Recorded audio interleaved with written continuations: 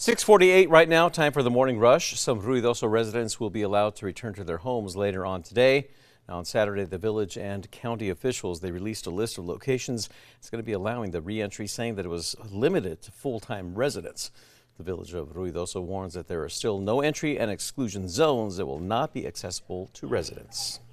This morning, the South Fork fire is burning more than 17,500 acres and is 37% contained. Meanwhile, the Salt fire is burning just over 7,800 acres and is 7% contained. The village is confirming 2 people have died, but warned that there could be more. State, federal, local, and county agencies are working to provide more resources for those impacted by the Ruidoso wildfires. A state disaster recovery spot is now open at the Roswell Convention Center. Residents can get help with applications to SNAP benefits, unemployment, insurance claims, peer support, and more. Ryan. And a chance of thunderstorms in the Gila National Forest, the mountainous terrain of the metro, and some scattered showers possible near Clovis. Hotter and drier, though, in southern parts of the state, and that will start to seep closer into the metro and even as far northwest as southwest Colorado near Farmington as well in New Mexico. Temperatures reaching the 90s in triple digits before flash flooding starts to lower temperatures later this week. The Albuquerque Police Department has now released a report detailing all officer-involved shootings from the last half of 2023. The department reported 7 officer-involved shootings from July to December of last year. Of those 7 incidents, APD says only 1 violated the department's use of force procedures. Federal officials are also investigating a fatal plane crash that happened near Capitan. The National Transportation Safety Board says that the crash happened on Friday. That plane was piloted by Ronald Patton, who died from injuries sustained in the crash. The trial for a Texas man accused of killing 2 New Mexico women in Clovis is being pushed back to the fall. Alec Collins is accused of murdering 2 women, shooting a 5-year-old girl, and kidnapping an infant. Collins' trial was originally scheduled for next month, but both sides have agreed to push it till October. Ryan.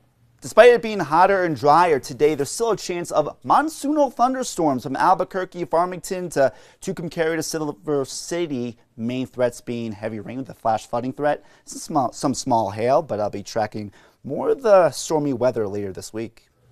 Well, this morning, PNM is giving some help to Ruidoso customers going through the recovery process.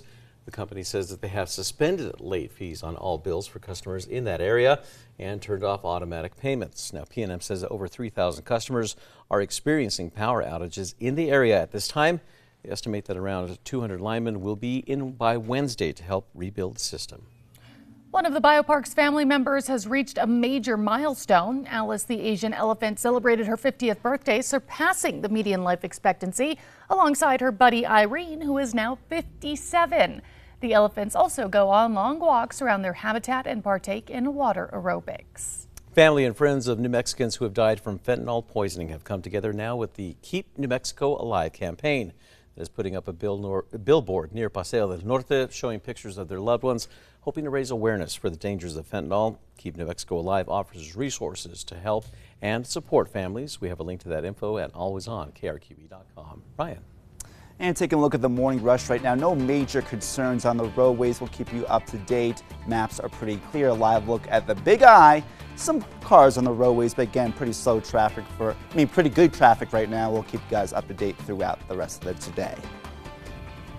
The U.S. Olympics teams have no plans to live life without air conditioning during their stay in Paris this summer.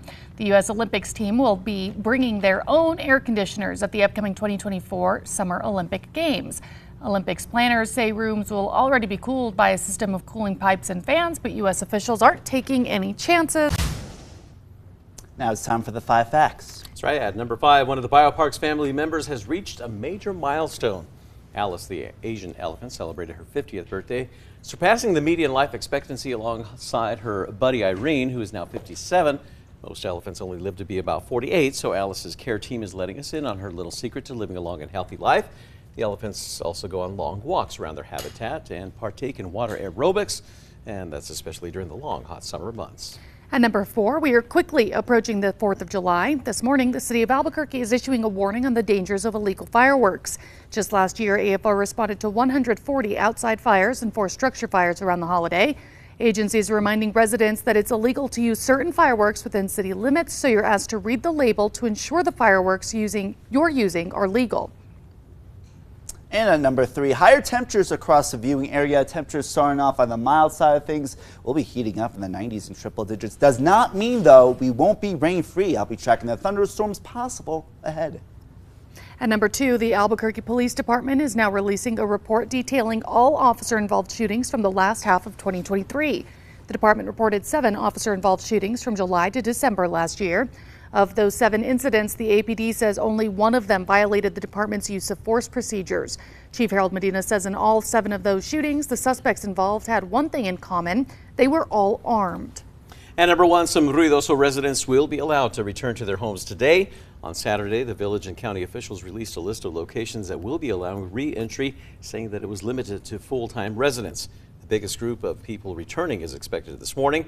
Now, residents we spoke to say that even though they are scared to see what they are coming back to, they are eager to get home. Now, the village of Ruidoso warns that there are still no entry and exclusion zones that will not be accessible to residents.